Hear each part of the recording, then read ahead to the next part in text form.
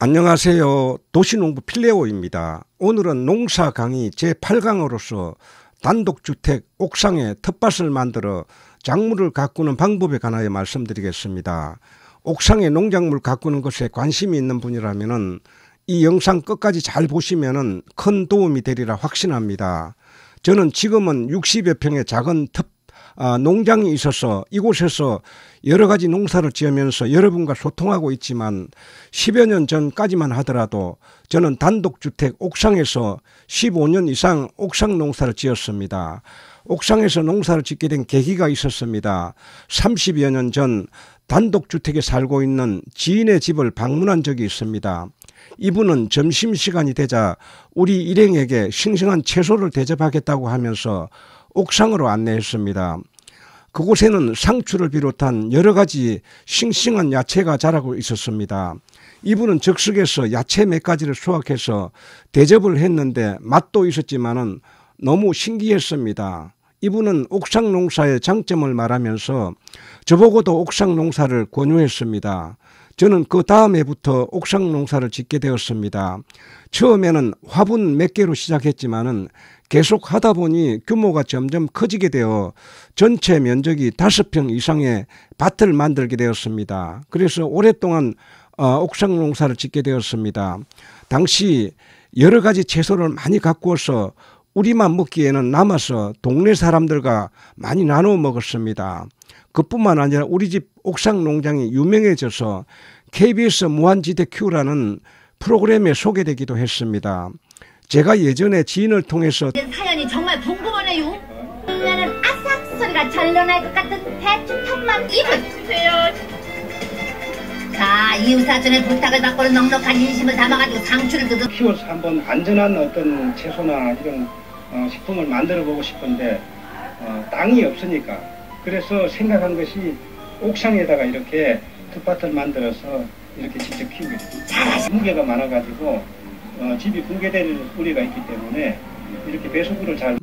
제가 예전에 지인을 통해서 도전을 받았듯이 여러분께 옥상 농사를 시작하는 계기를 만들어 드리기 위해서 이 영상을 준비를 했습니다.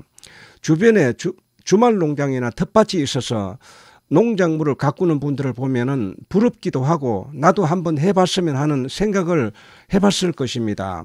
그러나 도심에서 살면서 주말 농장이나 텃밭이 없어서 농사를 지어보고 싶으나 공간이 없어 짓지 못하는 분들이 있을 것입니다.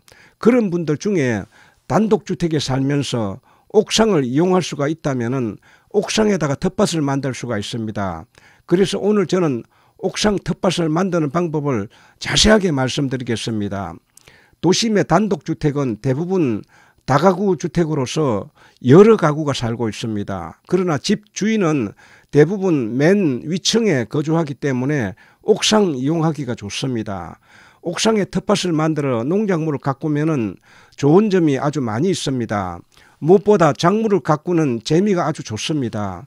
씨를 뿌려 우민하고 예쁘게 자라서 맛있는 채소를 내 손으로 수확하는 그 기쁨, 그리고 어린 모종을 사다 심어서 고추와 오이, 토마토 등이 자라고 과일이 달리는 모습은 애완동물을 키우는 것 이상의 기쁨을 줍니다. 무엇보다 정신 건강에 아주 좋습니다.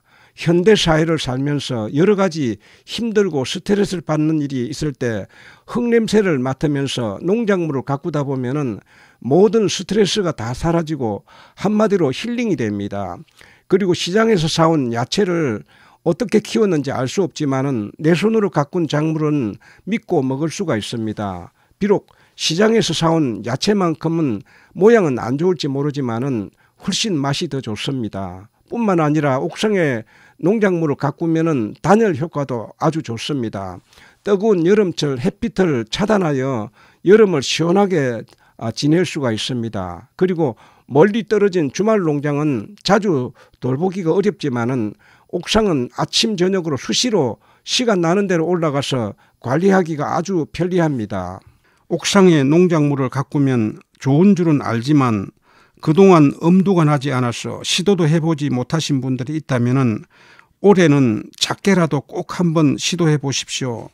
천리길도 한 걸음부터라고 했습니다. 처음부터 밭을 제대로 만들어서 해야 해야지 하면은 하기가 어렵습니다. 화분 한두 개라도 있으면 먼저 시작을 하십시오. 그리고 경험을 많이 쌓아가면서 규모를 늘려갈 수가 있습니다.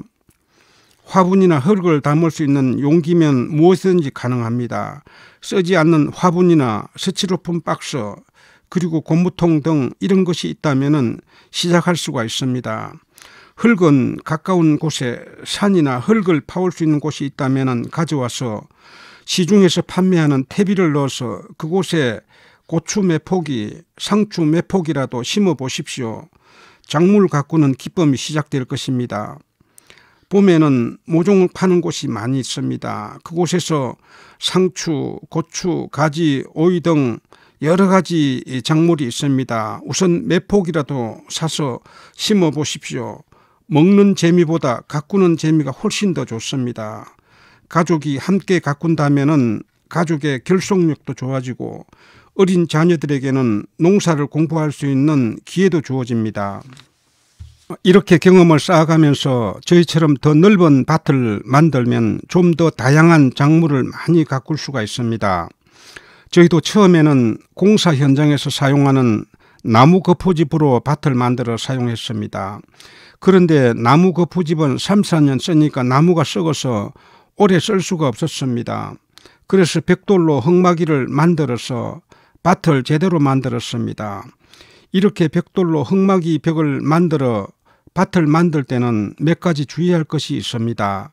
단독주택이라도 요즘은 콘크리트로 집을 짓지만 예전에 지은 집들은 대부분 벽돌로 지었습니다. 이런 집 옥상에 밭을 만들 때는 하중을 생각을 해야 합니다. 난간벽이 있는 가장자리 쪽에 밭을 만들거나 중앙에 만들 때는 서라브 아래에 칸막이 벽 위에다가 만들어야 합니다. 제가 밭을 만든 방법을 잠깐 소개를 하겠습니다. 시멘트 벽돌로 흙막이 벽을 쌓고 미장 마감 후에 완전히 건조되고 난 다음에 방수 공사를 합니다.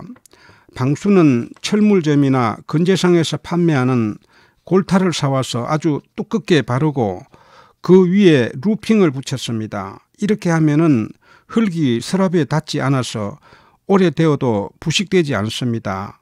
흙막이 벽을 만들 때 맨 아래쪽에 물구멍을 만들어서 물이 많이 들어가도 나올 수 있는 구멍을 만들어 줘야 합니다.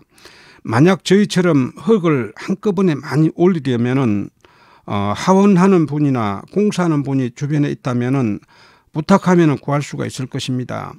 저는 예전에 터파기 공사하는 분에게 부탁해서 1톤차 한 차를 받아서 올렸습니다. 흙의 깊이는 최소한 25cm 이상이어야 하며 깊을수록 좋습니다. 그렇지만 햇빛이 강한 여름철에는 아침 저녁으로 자주 물을 준다고 해도 한낮에는 쉽게 마르기 때문에 자동 급수 시설을 하게 되면 집도 아주 시원하고 작물도 목마르지 않고 잘 가꿀 수가 있습니다. 오늘은 옥상에 텃밭 만드는 과정을 말씀을 드렸습니다. 영상 끝까지 시청해 주셔서 감사합니다. 다음 영상에서 뵙겠습니다. 안녕히 계십시오.